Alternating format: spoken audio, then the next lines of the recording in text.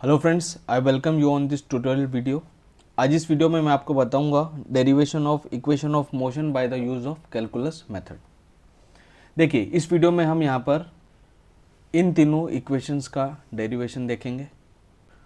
अब ये तीनों इक्वेशन में v है फाइनल वेलोसिटी, u है इनिशियल वेलोसिटी, s है डिस्प्लेसमेंट, t है टाइम और a है एक्सेलरेशन। ठीक है, सबसे पहले तो मैं आपको एक कंडीशन बताना चाहता हूँ जिस कंडीशन में ये तीनों जो इक्वेशन है वो यूज़ हो पाती है।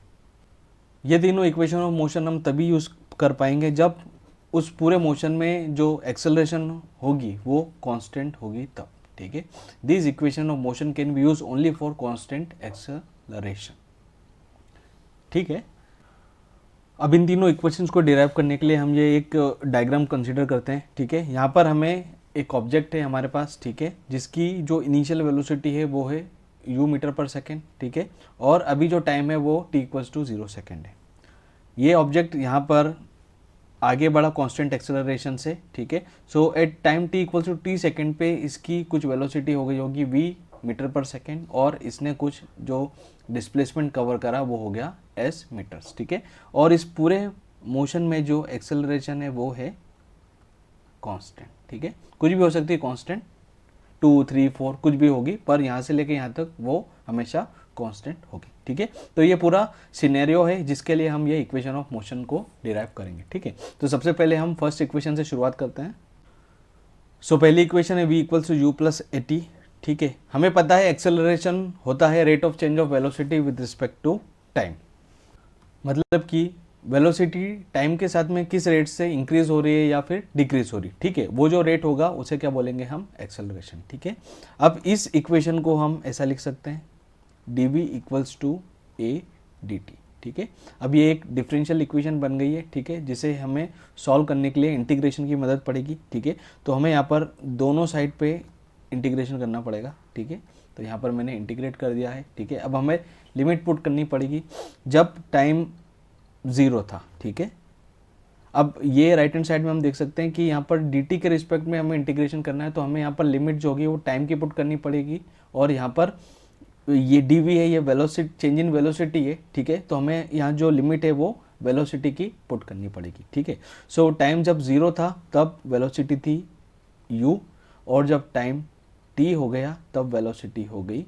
v। ठीक है, अब हमें पता है कि ये जो एक्सेलरेशन है वो कांस्टेंट है। ठीक है, तो कोई भी कांस्टेंट होगा हम उसे इंटीग्रेशन के बाहर निकाल सकते हैं। ठीक है, सो इस a को मैं यहाँ इंटीग्रेशन के बाहर निकाल देता हूँ। Now integration of dv is equals to v। ठीक है, और लिमिट आप एज इट इज पुट कर दीजिए, upper limit v and lower limit u।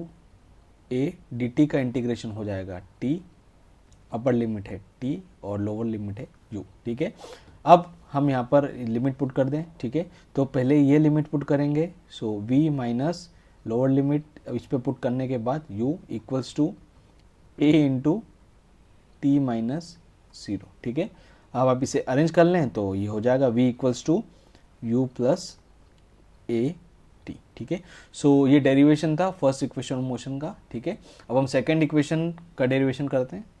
अब सेकेंड इक्वेशन को डिराइव करने के लिए हमें यहाँ पर डिस्प्लेसमेंट और वेलोसिटी और टाइम में रिलेशन चाहिए। ठीक है, सो हमें पता है velocity is rate of change of displacement with respect to time, so v would be equals to ds by dt, rate of change of displacement with respect to time is velocity। ठीक है, अब यहाँ से v की जो value है u plus a t, ठीक है, वो हम यहाँ पर पुट कर दें। सो हमें यहाँ पर मिलेगा v equals to u plus a t, ये हम यहाँ पर इस इक्वेशन में पुट कर रहे हैं, तो हमें यहाँ पर मिलेगा u plus a t equals to d s by d t. ठीक है, और अब हम इसे अरेंज करके लिखना चाहें तो हम इसे ऐसा लिख सकते हैं d s equals to u plus a t whole into d t, d t का अंदर मल्टीप्लाई कर दें, so d s would be equals to u d t plus a t d t. ठीक है, अब इस डिफरेंशियल इक्वेशन को solve करने के लिए हमें वापस इंटीग्रेशन करना पड़ेगा। सो इंटीग्रेशन डिस्ट्रीब्यूटिव होता है, ठीक है, तो हम इस तरह से इंटीग्रेशन को एडिशन में डिस्ट्रीब्यूट कर सकते हैं, ठीक है।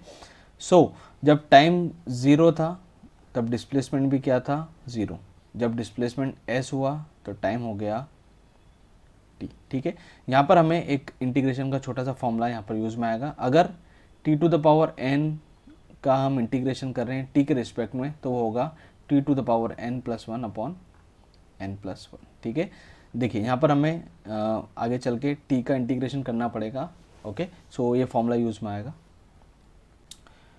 देखिए अब यहाँ पर हम देख सकते हैं कि यहाँ हम t के ही फंक्शन को इंटीग्रेट कर सकते हैं, ठीक है। तो यहाँ पर कोई भी t का फंक्शन नहीं u है तो उसे हम कांस्टेंट की तरह ट्रीट करेंगे और उसे बाहर निकाल देंगे, ठीक है। यहाँ पर भी हम a तो कांस्टेंट होता है, ठीक है, तो उसे भी हम यहाँ बाहर निकाल देंगे। सो हमें यहाँ पर मिलेगा ये। अब ds का इंटीग्रेशन हम इंटीग्रेट करेंगे तो यहाँ पर वो आएगा s के बराबर, ठीक है। हम लिमिट पुट कर दें, upper limit is s, lower limit is 0। यहाँ पर dt का इंटीग्रेशन हो जाएगा t, so u as it is, dt का इंटीग्रेशन हुआ t, अपर लिमिट हुई t, लोअर लिमिट हुई 0। t का इंटीग्रेशन होगा t²/2। ये फॉर्मूले का यूज़ करके यहाँ पर n की जगह 2 रखें तो यहाँ n की जगह 1, तो यहाँ पर हो जाएगा t to the power 1+1 upon 1+1, ठीक है। सो जब आप t का इंटीग्रेशन करेंगे इस फॉर्मूले का यूज़ करके तो ये होगा t²/2, ओके। सो यहाँ पर आ जाएगा a इंटू t²/2 और upper limit t, lower limit 0, ठीक है। लिमिट पुट करने के बाद आप इसे लिखेंगे तो आपके पास आ जाएगा s equals to ut plus 1/2 a t², okay. So ये था सेकंड इक्वेशन का डेरिवेशन, ठीक है। चलिए अब थर्ड इक्वेशन का डेरिवेशन करते हैं हम। देखिए थर्ड इक्वेशन हम देख सकते हैं, हमें यहाँ पर वेलोसिटी और डिस्प्लेसमेंट में रिलेशन चाहिए, ठीक है। हमें यहाँ पर टाइम वाला कोई फैक्टर नहीं चाहिए, ठीक है। तो इसके लिए हम वापस से वही जो वेलोसिटी की डेफिनेशन होती है उसी का यूज़ करेंगे, ठीक है। So velocity is rate of change of displacement with respect to time, ठीक है, उसी का यूज़ करेंगे। So v would be equals to ds/dt, ठीक है। अब हमें क्या करना है, यहाँ पर टाइम वाला हमें कुछ फैक्टर नहीं चाहिए, ठीक है।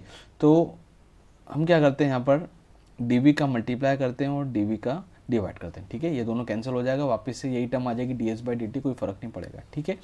अब ये जो dt है और नीचे वाला dv है, ठीक है, इन दोनों को एक्सचेंज कर देते हैं। सो v इक्वल्स टू हो जाएगा ds/dv इंटू dv/dt, ठीक है। इन दोनों को मैंने एक्सचेंज कर दिया, ठीक है। यहाँ पर dv आ गया और यहाँ पर dt आ गया क्योंकि डिनोमिनेटर में मल्टीप्लाई में, ठीक है।